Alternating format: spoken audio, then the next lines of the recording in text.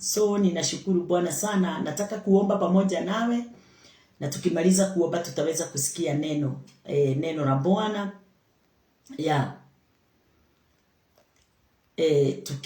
tukisema how we become the sons of God. Bwana asifiwe. Kwa hivyo Mungu wetu na Bwana wetu yu pamoja nasi. Kwa hivyo ni vile tunaweza fanyika kuwa wana wa Mungu. Nataka tuombe. Bwana wetu Yesu Kristo, tunakuinua na tunakutukuza ni kwa sababu ya neema yako. Umejaa nguvu na mamlaka, na upendo wako ni wa ajabu kwetu sisi. Asante kwa sababu ya kutupanua katika mioyo yetu, katika maisha yetu ya rohoni. Ukatupanua tukaweza kujua na kutambua mapenzi yako ndani yetu. Pokea sifa, ni kwa sababu utukufu wako Bwana Jehova Jireh u pamoja nasi. Asante ni kwa sababu ya kutuponya mioyo yetu. Asante ni kwa sababu ya kuponya mawazo yetu. Asante ni kwa sababu ya kuponya maisha yetu. Asante kwa sababu ya kutuinua na kutufundisha na kutuelekeza katika njia zako kulingana na vile upendavyo. Asante ni kwa sababu ya kufanya tuweze kutambua upendo wako ni wa ajabu katika maisha yetu kila wakati. Na kila siku Bwana Jehova Jireh, tukaapo katika neema hii, inatuongeza nguvu ya kukaa tukiwa na mamlaka na utawala wa neno lako Bwana Jehova Jireh ndani ya maisha yetu.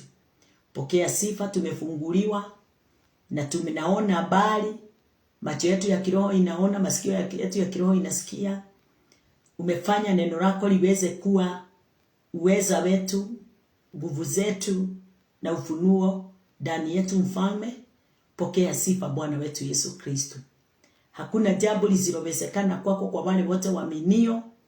Kwa matendo mema yale Bwana Jehova Jireh tunaofundishwa na neno lako tuweze kuyatenda, na ndio tuweze kuleta ukamilifu katika maisha yetu sisi wote kulingana na vile upendavyo. Asante Mungu wangu na Baba yangu, ni kwa sababu hakuna ngome yoyote ile iliweza kuzuilia kazi yako isiendelee mpaka siku ya leo.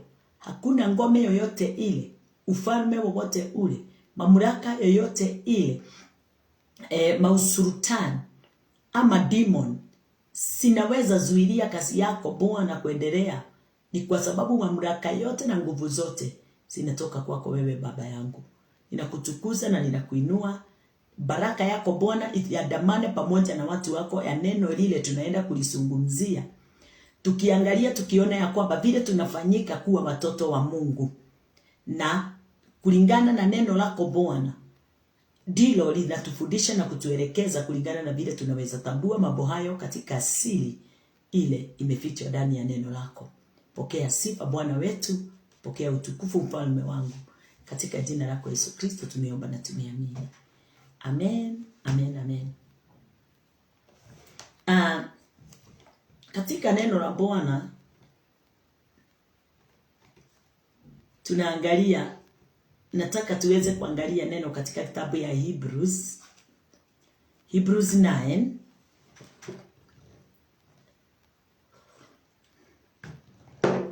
Na tutaliangalia lile neno ili liweze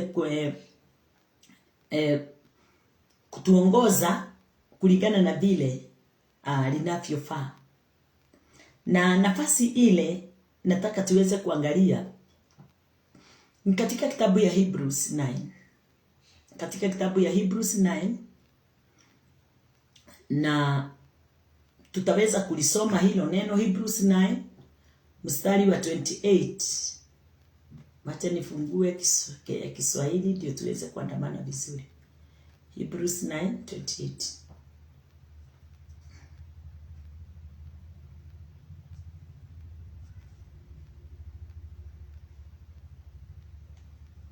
Hebrews 9:28. So inasema, so Christ was once orphaned to bear the sins of many. And unto them that look for him shall he appear the second time without sin unto salvation. Ati kadhalika Kristo naye akiisha kutolewa sadaka mara moja asichukue dhambi za watu wengi. Bwana asifiwe. Kristo alitolewa sadaka. Alitolewa sadaka mara moja. Jana tuliona alitolewa mara moja ya kutosha, hakutolewa mara pili. Sasa hata leo neno linatuambia kwamba alitolewa mara moja ndio aweze kusichukua dhambi za watu wengi. Dhambi za watu wengi. Atatokea mara ya pili pasipo dhambi kwa hao watazamiao kwa wokovu.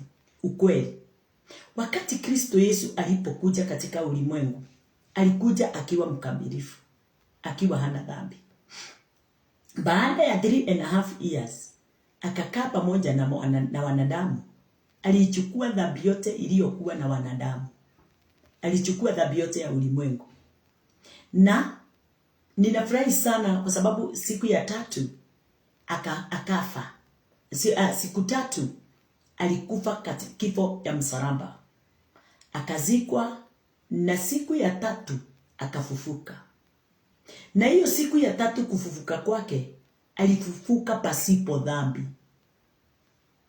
Alikufa na dhambi, lakini baada ya kufa na kumaliza siku 3 katika kaburi, siku ya 3 alifufuka pasipo dhambi. Kwa hivyo wakati alipofufuka pasipo dhambi, yeyote yule alimuamini kifo chake, kuzikwa kwake na kufufuka kwake, alisamehewa ile dhambi. Yeye yule Kristo aliyetusamehe dhambi, yeye hakutenda dhambi. Yeye hakujua dhambi.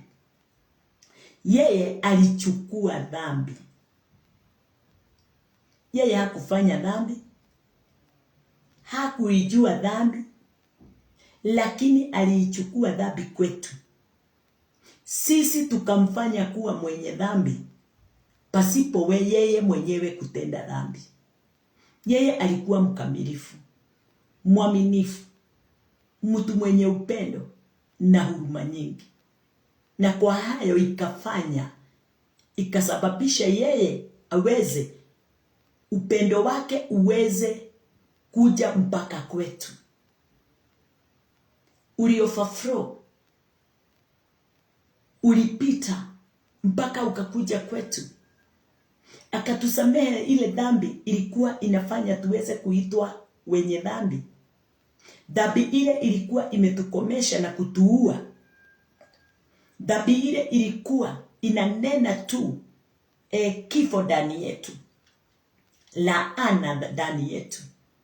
Yesu Kristo ndiye aliweza kuiondoa katika maisha yangu na maisha yako.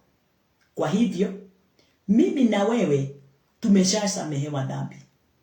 Mimi na wewe hatuna dhambi. Kwa nini? Sababu neno linasema tukiamini hiyo kazi aliyotufanyia kwa siku 3, sisi wote tutaweza kuokolewa na kufanywa kuwa wenye haki kulingana na mapenzi ya Mungu na kulingana na mpango uliokuwa umepangwa kutoka mwanzo na Mungu. Bwana asifiwe. Kwa nini alimleta mwanae? Alimtuma mwanawe ulimwenguni kwa sababu ya kutupenda. Upendo uliokuwa ndani ya Bwana ulisababisha aweze kumuokoa mwanadamu kupitia mwanae. Mwanadamu sisi tuko katika ulimwengu, tulitoka damu ya mwana wa Mungu. Tumeokolewa kwa dhamana. Sisi hatujaokolewa kwa damu ya kondoo ya wanyama.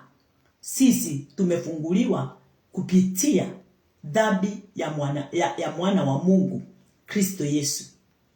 yule aliyetumwa ndio aje katika ulimwengu tulio ndani yake, aweze kututoa katika laana ile tulikuwa tumelaaniwa nayo, na hakukuwezekana wala kupatikana mtu angeweza kutufungua wala kutuokoa kwa ile laana. Kwa hivyo asubuhi ya leo nasema ya kwamba tumeshaokolewa kwa dhamana, tumefunguliwa. Hakuna gharama yoyote ile sisi tunaitiswa ama tuliitishwa ndio tuweze kuokolewa. Kristo alijitoa mwenyewe, akajitoa ndio mimi na wewe tuweze kuwa huru. Bwana asifiwe. Ni kwa kazi yake mwenyewe, ni kwa kupenda kwake mwenyewe akafanya hayo, ndio mimi na wewe tuweze kuhesabiwa kuwa wenye haki. Na kuonekana kwake kwa pili, alionekana akiwa hana dhambi. Kwa hivyo siku ile alifufuka pasipo dhambi. Na kwa sababu mimi nilikufa pamoja na niliamini hiyo kazi yake, hiyo kuamini kazi ile alitufanyia siku hizo 3, from Good Friday to Easter Monday, kama vile tutakuwa from tomorrow. Nataka kusema ya kwamba kufufuka kwake kutoka kwa ile kaburi kutoka kusimu, alifufuka akiwa hana dhambi, kama vile alivyokuja akiwa mwana wa Mungu asio na dhambi yoyote. Wakati alipokuja ulimwengu 3.5 years, akachukua dhambi zetu sisi wote. Haleluya. Alafu siku ya 3 kukaa katika kaburi, alifufuka pasipo dhambi. Hivyo ndivyo siku ya leo tulivyo. Wale wote wameamini hiyo kazi aliyotufanyia, amefunguliwa. Na saa hii wewe si mwenye dhambi, hauna laana, wokovu wako umedhibitishwa na kifo chake mwana wa Mungu. Haleluya.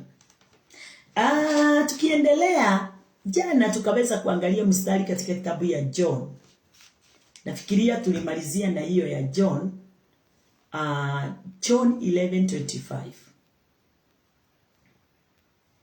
Hii ni njia moja ya kufanywa kuwa wenye haki na kufanywa kuwa wana wa Mungu. John 11:25. John 11:25 inasema, Jesus said unto her, I am a resurrection. Yeye ndiye ufufuo, and the life, na yeye ndiye uzima. He that believeth in me, though he were dead, yet shall he live. Ati Yesu akamwambia, mimi ndimi huo ufufuo na uzima. Yeye aniaminie mimi, ajapokufa atakuwa anaishi. Yeyote yule ameamini kazi ya Kristo. Na Yesu hakukuwa na kazi mbili katika ulimwengu. Yesu alikuwa tu na kazi moja. Kazi ya Yesu ni gani katika ulimwengu? Kazi ya Yesu ni moja.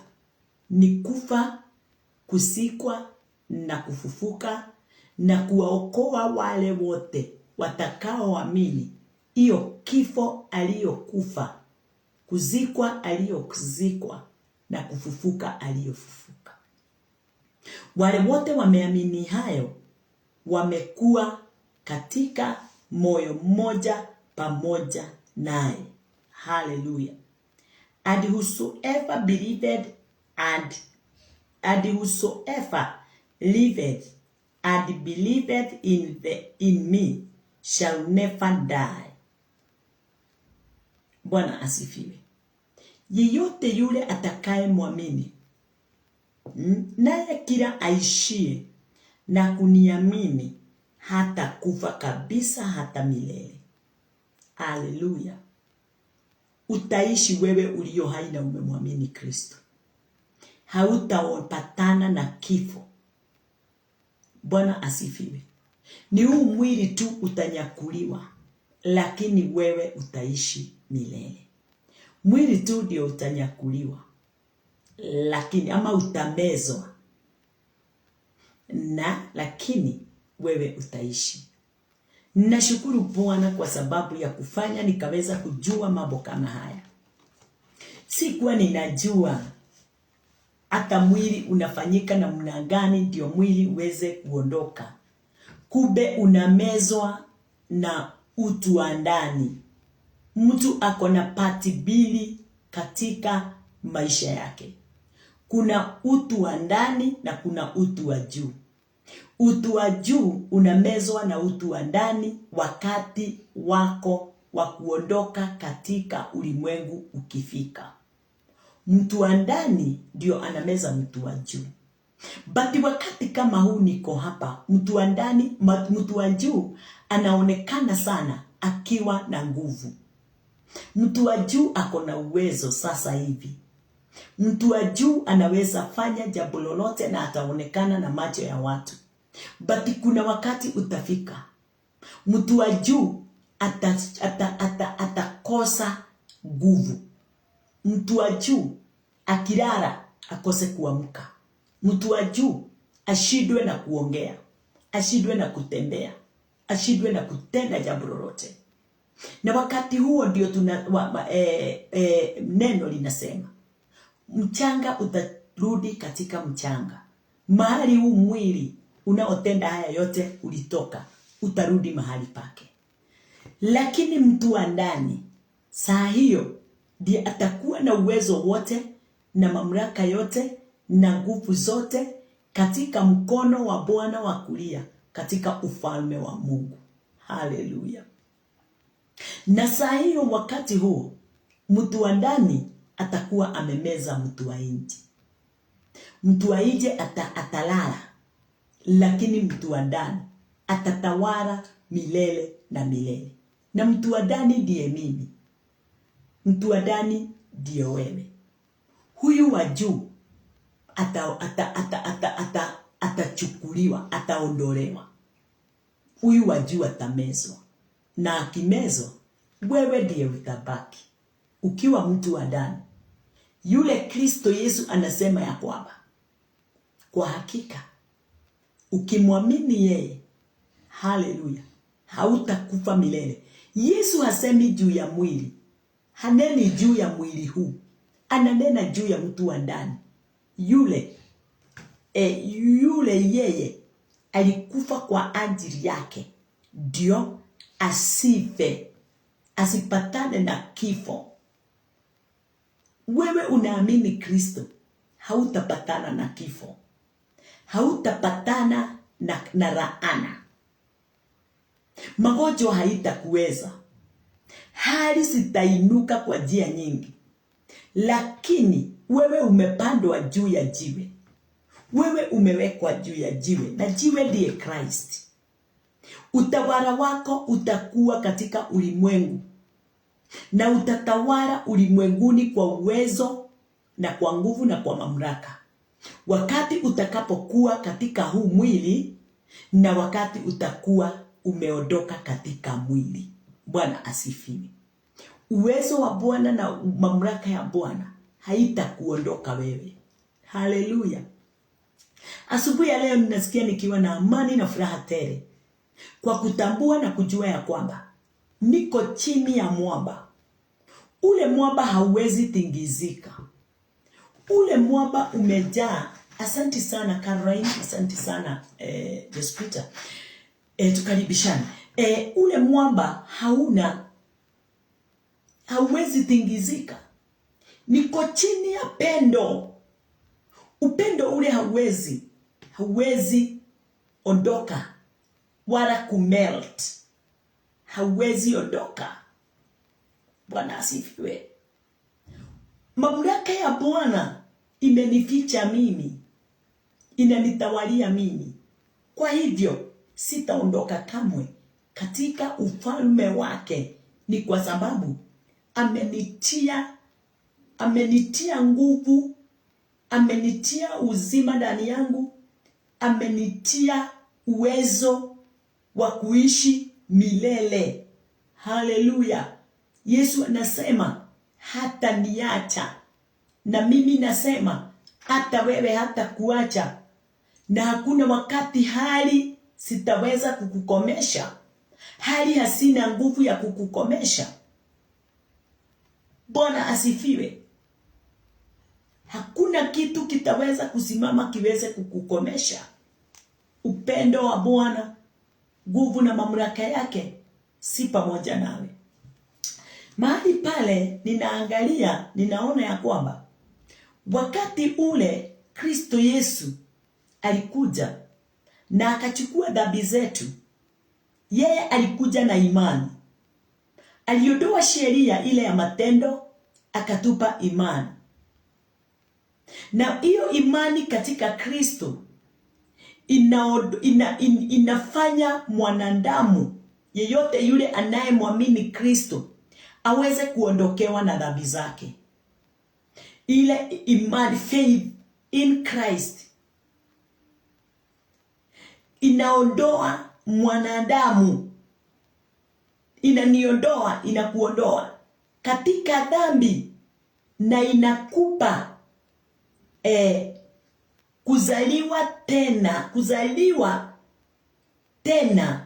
kuzaliwa katika upya ndani ya Kristo. Unakuwa newborn ndani ya Kristo, na from there unaitwa saint ama son. Hallelujah. First John, wacha tuangalie neno mahali pale, tuangalie neno tunasema ni First John 5.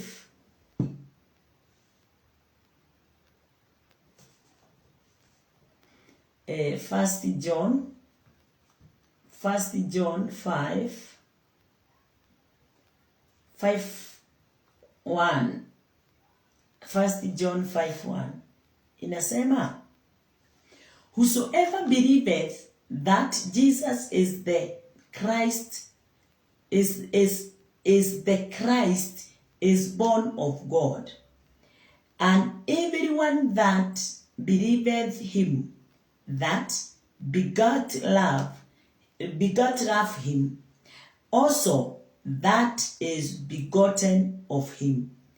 Kila mtu aaminie kwamba Yesu ni Kristo amezaliwa na Mungu.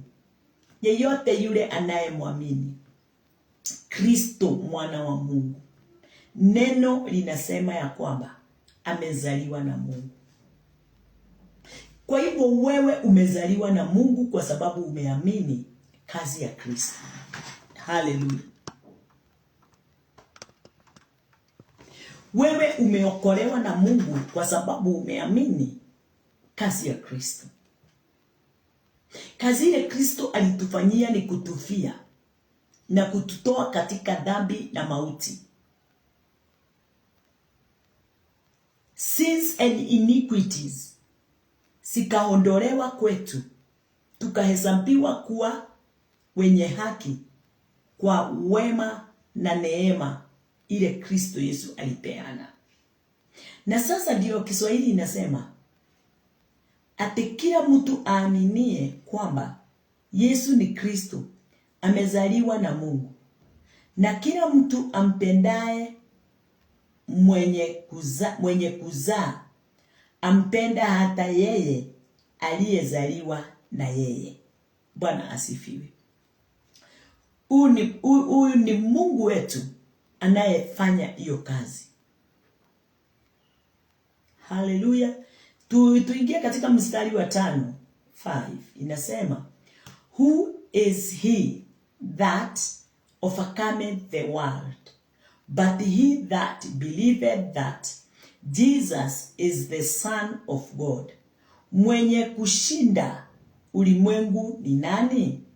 Isipokuwa ni yeye aaminie ya kwamba Yesu ni mwana wa Mungu. Yesu ni mwana wa Mungu. yeyote yule aaminie ya kwamba Yesu ni mwana wa Mungu, ndiye neno linasema ya kwamba ati mwenye kushinda. Kwa hivyo mshindi ni nani? Mshindi ni mwenye kuamini ya kwamba Yesu Kristo ni mwana wa Mungu. Kama hujaamini Kristo ni mwana wa Mungu, hauwezi shinda, na kila kitu kitatukia katika ulimwengu kitakushinda wewe. Haleluya. Mwenye kushinda ulimwengu ni nani? Asipokuwa ni yeye aaminie ya kwamba Yesu ni mwana wa Mungu. Yeye yule atakaye shinda ulimwengu ni yule aaminie ya kwamba Yesu ni mwana wa Mungu. Kushinda ulimwengu ni kuamini kazi ya Kristo Yesu na kukubali hiyo kazi ya Kristo Yesu iweze kukutawalia katika maisha yako. Kwa hivyo, believing is a commandment. Kwa hivyo yeyote yule ameamini Kristo, ameamini Mungu. Kuamini Kristo ni kuamini Mungu.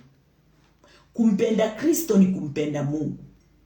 Kutii Kristo ni kumtii Mungu. Haleluya. Na wakati tunapoamini kazi ile Kristo aliyoifanya, kufa, kuzikwa na kufufuka, tunaamini na tuna support kazi ya Mungu ile aliweza kuifanya miaka 2000 imepita.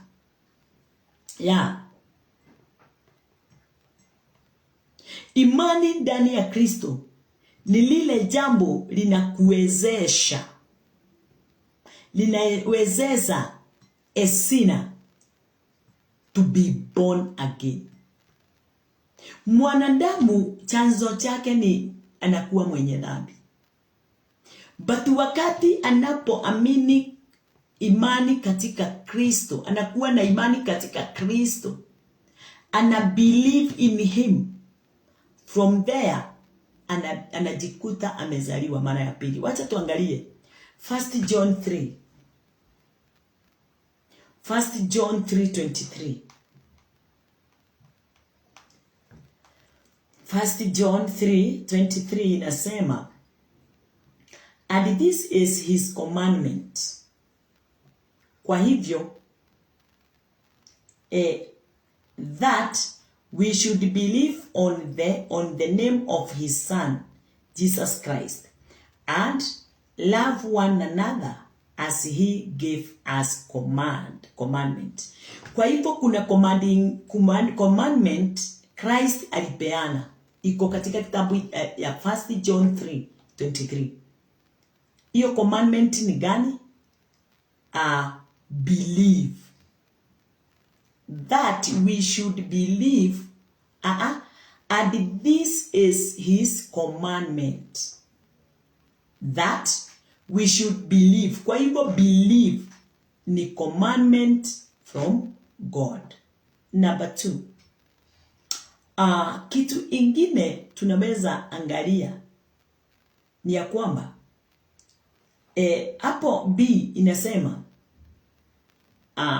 from God, kutoka kwa Mungu. Wacha nisome Kiswahili. Na hii ndio amri yake, kwamba tuliamini jina la mwana wake Yesu Kristo na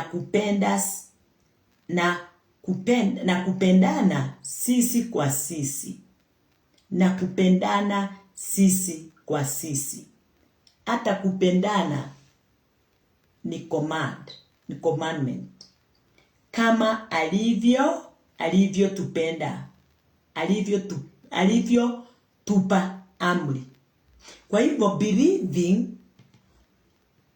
To have faith, it's a commandment. And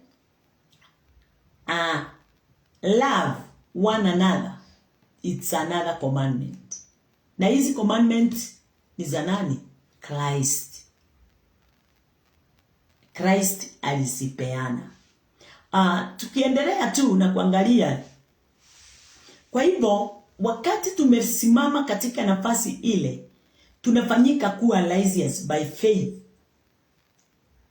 in which Christ Jesus ametupa.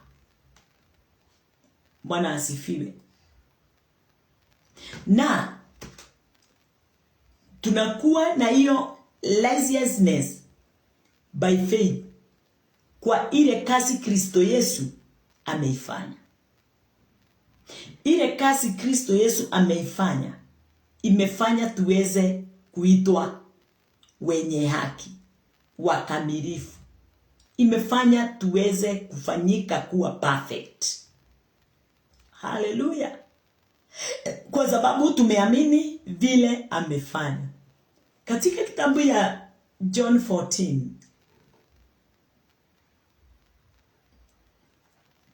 katika kitabu ya John 14:1 inasema, let not your heart be troubled. You believe in God, believe also in me. Ate msifadhaike mioyoni mwenu. Mnamwamini Mungu, niaminini mimi. Ati kama vile tunavyomwamini Mungu, tumwamini yeye. Hivyo hivyo. Na automatically, tukimwamini yeye, tumemwamini Mungu. Bwana asifiwe. Na kama vile tunavyomwamini Mungu, tunaambiwa tumwamini yeye. Hallelujah. Kuna watu wameamini Mungu lakini hawajaamini Christ. Na ndio anasema kama vile tunavyomwamini Mungu, tumwamini yeye. Hallelujah. Kwa sababu watu wako katika mambo zao. Kwa hivyo naweza sema hivi, you cannot believe in God without believe in Christ. Hauwezi amini Mungu kama haujamwamini Kristo. Uaminifu wote kwangu wa Mungu unadhibitishwa na ukuamini mwana wake Mungu. Kwa hivyo kama sijamwamini Mungu, hata nikiimba nyimbo gapi, kama sijamwamini Christ, hata niimbe nyimbo gani, hata nifanye nini, uaminifu wangu haujakamilika. Hata kama ninampenda Mungu kiasi gani, ninamtaja mara gapi kwa siku, ninambariki namna gani Mungu, kama sijatambua Christ na sijaamini Christ, nafanya kazi bure. Christ ndiye njia. Christ ndiye dhibitisho ya kwamba nimekamilika ndani ya Mungu kwa sababu nimemtii Kristo. Kwa sababu faith in Christ is faith in God. Imani ndani ya Kristo ndio ile imani iliyo ndani ya Mungu. Na Yesu akasema, vile nitendavyo ndivyo ninaona Baba, ni vile ninaona Baba akifanya. Nisemayo yale Baba anasema, ananiambia niseme. Hallelujah. Kwa hivyo Yesu hakufanya kazi yake mwenyewe. Yesu alifanya kazi ya kutumwa. Yesu alifanya kazi ya kuongozwa.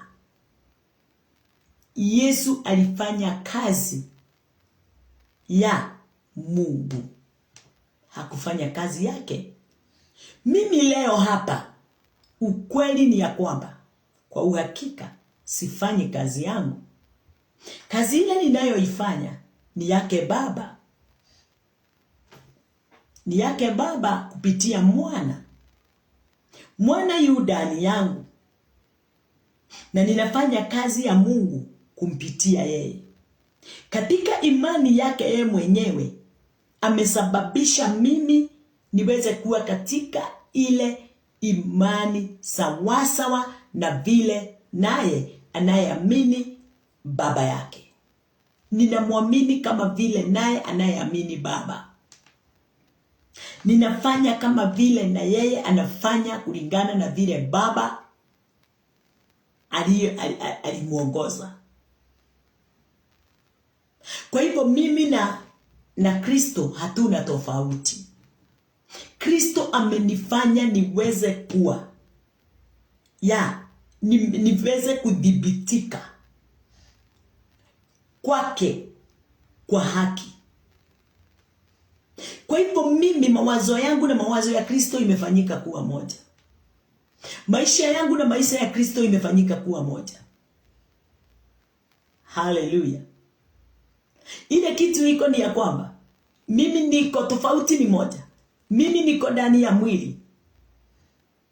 Na mimi sihesabu huu mwili, kwa sababu ninajua ya kwamba my body is his temple. Kwa hivyo hii ni nyumba. Yule anayeitwa mimi yu ndani ya hii nyumba, na ndiye Christ. Christ anafanya kazi ndani yangu. Kwa hivyo ile kazi ninayofanya sio yangu, ni yake anayefanya kazi ndani yangu. Yeye ameniita kwa mwito wa utukufu, mwito wa ajabu, na kunifanya kuwa chombo kipya kikali cha kusiaga ngano. Yes, zamani sikuwa nasiaga ngano, lakini sasa nina siaga ngano. Lakini sasa ninahubiri. Lakini sasa ninafanya watu wengi waweze kufunguliwa, kuponywa, kuokolewa na kuamini kazi ya Kristo Yesu ile aliyoifanya katika msalaba. Haleluya. Siamini kitu kingine chochote, naamini msalaba wa Kristo Yesu. Naamini kazi iliyofanyika pale msalabani. Naamini ile damu Kristo Yesu aliyoimwaga. Ninaamini ya kwamba kufufuka kwake kulifanya na mimi niweze kutoka katika ile kaburi. Haleluya. Mimi sasa ndani yangu sina kaburi. Ndani yangu sina mauti. Ndani yangu sina kifo. Ameniokoa. Ameokoa kanisa lake. Lolote lile limeamini kazi yake. Ameokoa watumishi wake, wale wanaofundisha kazi ya Kristo, kufa, kuzikwa na kufufuka kwa Yesu. Na kufufuka kwake alifufuka pasipo dhambi. Haleluya. Bwana asifiwe. Namshukuru Mungu kwa pendo lake na uzima wake ulio ndani yetu. Yeye aliyetupenda kweli. Kristo alitupenda kweli. Na kama vile alivyotupenda kweli, tumepokea haki, mamlaka. Tumepokea utumishi wake ndani yetu. Tunafanya kazi moja pamoja naye. Upendo wa Baba ndani ya Kristo ndio upendo wetu.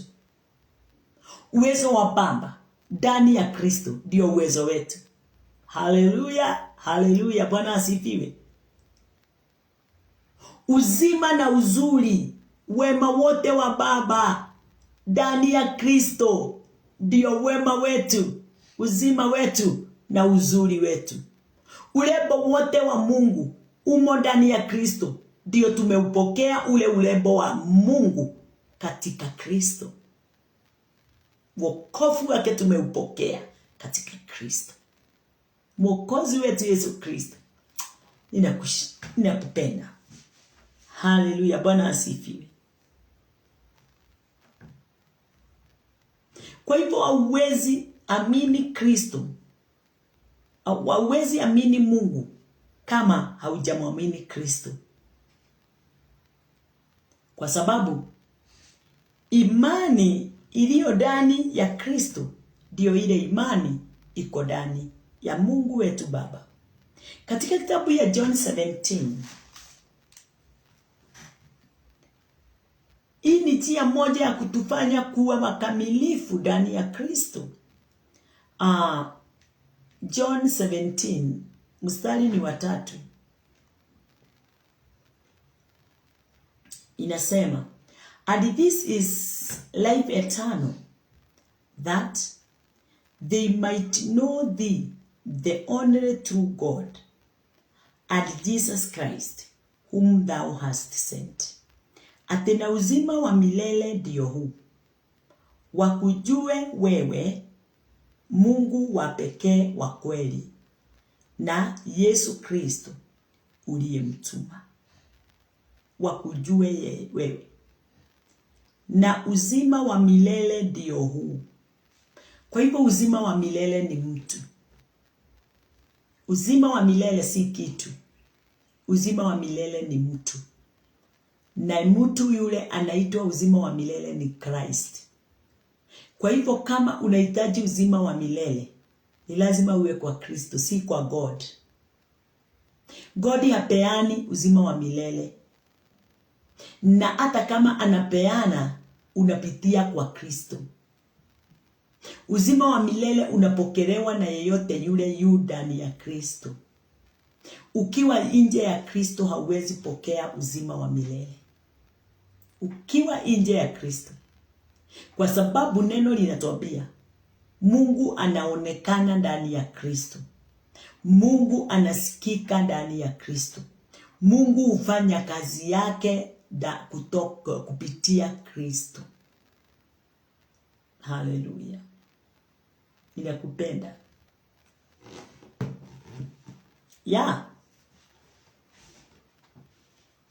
Kwa hivyo, na neno linaendelea kutuambia Jesus Christ is the only true God. Hivyo ndivyo tumesoma. And this is life eternal, that they might know thee, the only true God, and Jesus Christ, whom thou hast sent.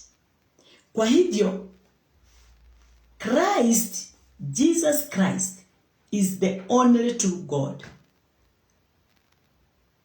Kumbuka vizuri, remember please. Kristo alitoka kwa Mungu. Na Kristo ndiye Mungu. Na vitu vyote viliumbwa kwake. Kristo ni Mungu. Ate imani ndani ya Kristo is faith in God. Ndiyo imani ile iliyo ndani ya Mungu. Hakuna mtu awezaye kukuja kwa Baba except through Christ. Hakuna awezaye kuja kwa Baba pasipo kupitia kwa nani? Kwa Mwana. Kristo, Christ is the way. Kristo ndiye njia. Haleluya. Na pasipo njia hauwezi fika mahali unataka kwenda. Kwa hivyo tunafika kwa Mungu kwa sababu tumejua Kristo ndiye njia. Kwa hivyo tutapitia kwa Kristo ndio tufike kwa Mungu. Na hakuna wakati utakapokutana na Mungu. You cannot just meet God. Ate umekimya hivyo. utake kukutana na Mungu na mkutane naye. Haiwezekani. Kristo ndiye. Kristo ndiye njia. Kristo ndiye connection. Kwa hivyo kama ninataka kufika kwa God, lazima nijue ni nani atani connect. My connection is Christ. Nobody else. Huyo mwingine unataka hamna. Ukweli hamna mwingine. Hamna. Sababu Setani hawezi kukuconnect. Hawana uhusiano na Mungu.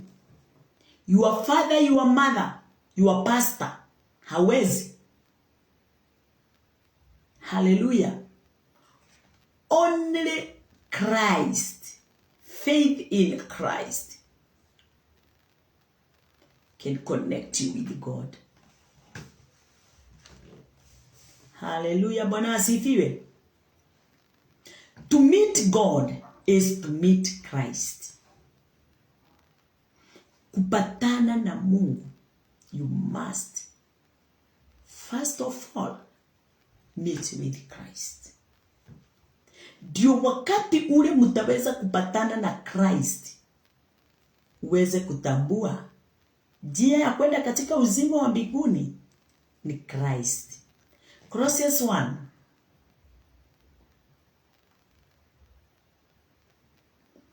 Colossians 1:15.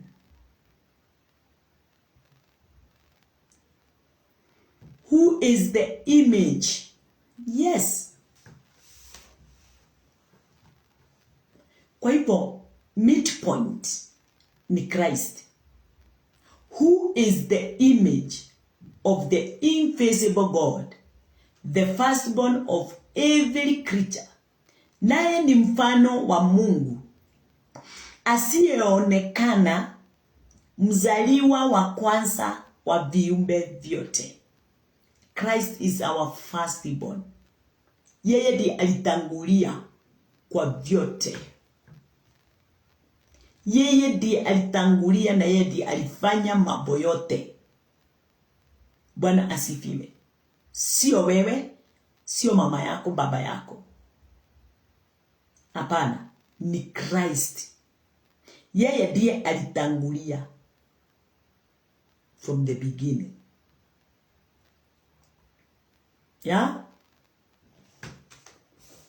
Kwa hivyo hauwezi kutana na Mungu sababu Mungu ni invisible. Hauwezi. Wacha nikurudililie. Who is the image of the invisible God?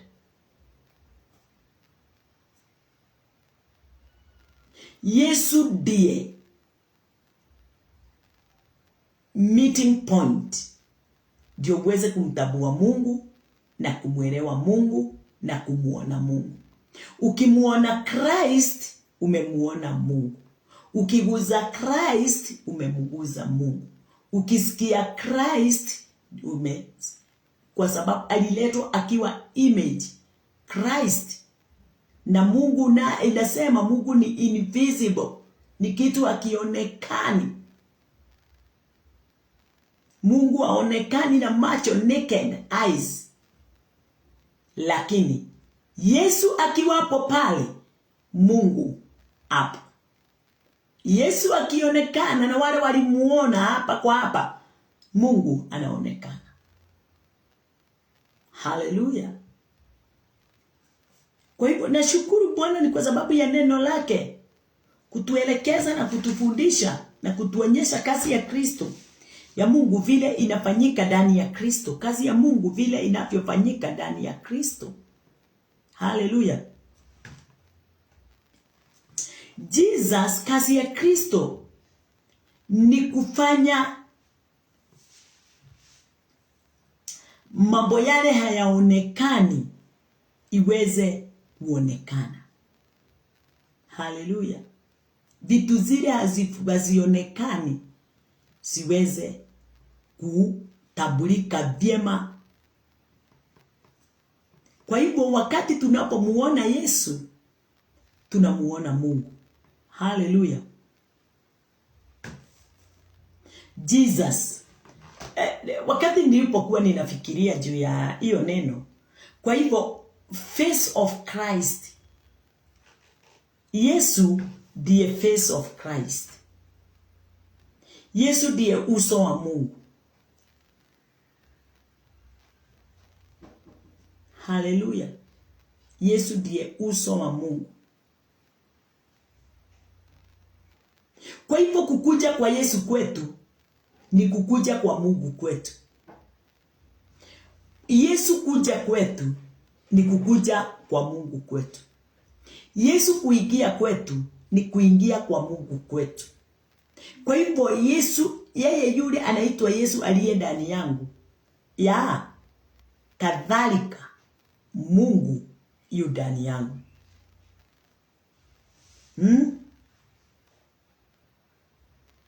Yesu ndiye ukamilifu wa nini? Wa ufunuo. Yesu ndiye amefunua God. Amemfunua. Kwa hivyo wakati tunapomuona Yesu, Mungu hayuko sirini tena.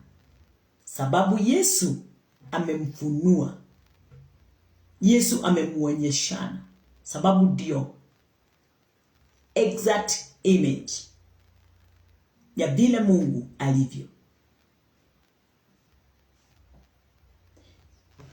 Yesu ni unveiling of God. Yani Yesu amemfunua.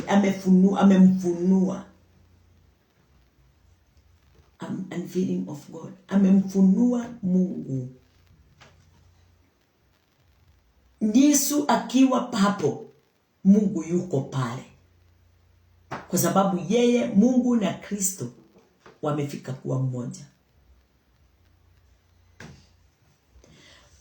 Mwanadamu anaweza kumuona Mungu. Hallelujah. Mwanadamu anaweza kumuona Mungu. Ya, anaweza kumuona through Christ. Wakati ule mwanadamu ameji-identify na Christ, ya, ameji-identify na God. Hallelujah. Ngaigua wega na ngakena ni kumenya hitho na kumenya wira wa Kristo ni mukinyaniru na ni mwihokeku, ni uri wendo na ni uri uhoti wothe na hinya wothe kuri aria mawitikitie. Mwathani arogocwo. Hallelujah. Kwa hivyo mamlaka ya Kristo inatuletea uzima katika maisha yetu. Hakuna wakati utaweza kumjua Mungu. Ni lazima first of all build relationship with Christ. Wakati nimefanya tumetangamana na Kristo, yani nimeingia ndani ya Kristo na yeye ameingia ndani yangu, ya sasa ndio niweze kumtambulisha Mungu kwa mwanadamu. Ni lazima niwe ninatangamana na watu ndio niweze kuwajulisha na kuwatangazia kuhusu God. But nitapitia through Christ. Sababu hakuna mtu ataweza kumhubiri Mungu kama haumhubiri Yesu. Yesu ndiye njia yote. Ndio niweze kumhubiri Mungu, lazima nimhubiri Christ. Ndio niweze kuonyesha mwanadamu mwingine mwenzangu ya kwamba Mungu anaonekana, anapatikana, anafanyia kazi ndani ya Kristo. Na huyo Kristo nimempokea yu ndani yangu, So sasa hivi tuna uwezo wa kuinua Mungu, tuna uwezo wa kubariki Mungu, tuna uwezo wa kumpenda Mungu, tuna uwezo wa kuonyeshana upendo ulio ndani ya Mungu kumpitia mwana. Haleluya. Mwana ndiye njia ya kuonyesha upendo ulio ndani ya mwanadamu. Haleluya, Bwana asifiwe. Kwa hivyo tutaweza kumjua Bwana. Hatutaweza, hiyo ndio nimetumia. Hatutaweza kumjua Mungu kama hatumtambui Kristo. Na tena hatutaweza kumtambua Mungu kama hatuleleti with Christ. Jambo la kwanza, our relationship iweze kuwa ndani ya Kristo, ndio tuweze kuonyeshana Mungu katika haki na ukweli. Kwa hivyo wakati ule haumjui Mungu, maisha unayoishi isiyo na uungu ni kuonyesha ya kwamba haujui Mungu. You don't know God. Yeah. Haumjui Mungu. Kama hauna relationship with Christ, hauwezi kuwa na relationship with God. First of all, kuwa na relationship with Christ, and then yeye mwenyewe Christ atafanya. Hivyo ndivyo John inasema. Hallelujah. Nashukuru Bwana wetu.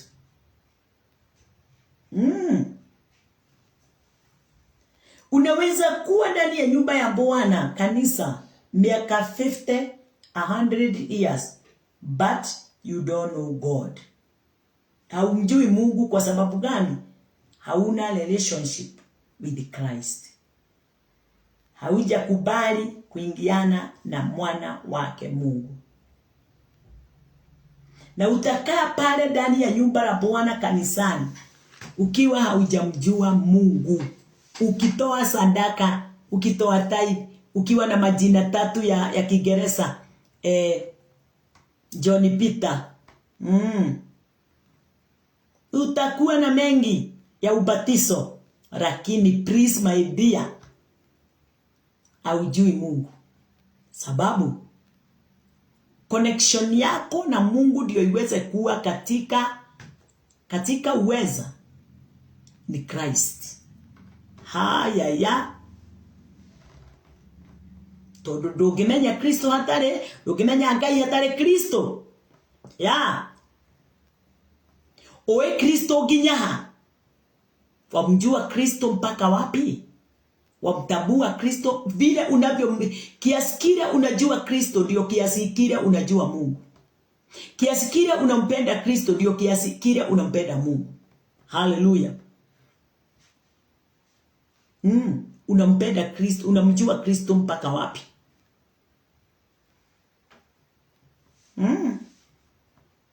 Kile kiasi umempimia Christ ndio kile kiasi umempimia God.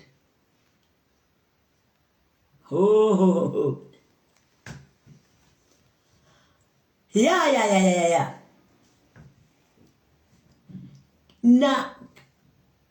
Na kulingana na kiasi kile unaomjua Kristo ndio kiasi kile unaoomba. Uchache wa kumjua Kristo hauwezi tangamana na yeye kwa muda. Ni kwa dakika moja.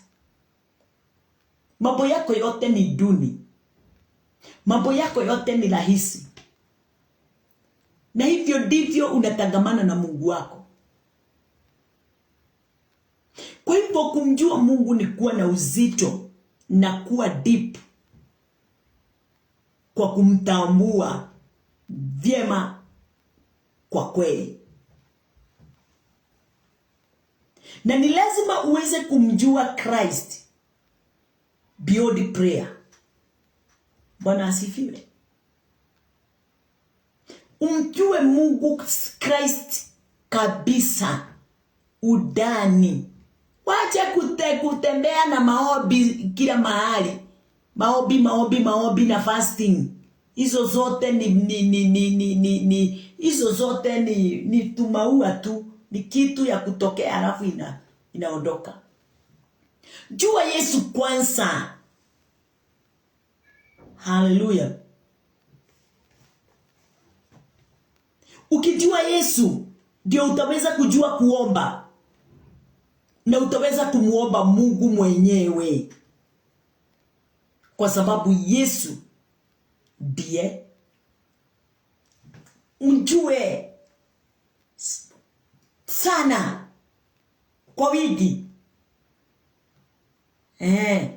Kwa uzito mkuu kuliko vile unapenda maombi. Ukimjua namna hiyo, hata maombi itakuwa smart. Maombi itakuwa smart. Maombi mazuri na maombi iko na mwelekeo. Hallelujah. Mtu aliye na nyama na damu hawezi muelewa. Hawezi kuwa kumtambua. Hawezi kutambua haya tunayoyanena. Mtu wa fresh and brand hawezi tambua yale tunayoyanena. Hallelujah. Mtu aliye na damu na nyama hawezi tambua kitu. But mtu aliye ndani ya Kristo ataweza kutambua mawazo ya Mungu, kazi ya Mungu na haki iliyo ndani yake, the righteousness. Jesus is the revelation of the Father. Kwa hivyo wakati ule umemtambua Kristo, wakati ule umekuwa na connection, wakati ule umefanya Christ kuwa uwezo wako, nguvu zako, wokovu wako, na kutambua kazi ile aliyoifanya, kutoka pale ndani yako revelation inamwagika kama maji, sababu yeye ndiye revelation of the Father.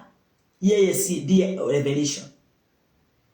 Kwa hivyo Kristo ndiye revelation of the Father. Kwa hivyo ukiwa na Kristo uko na Father.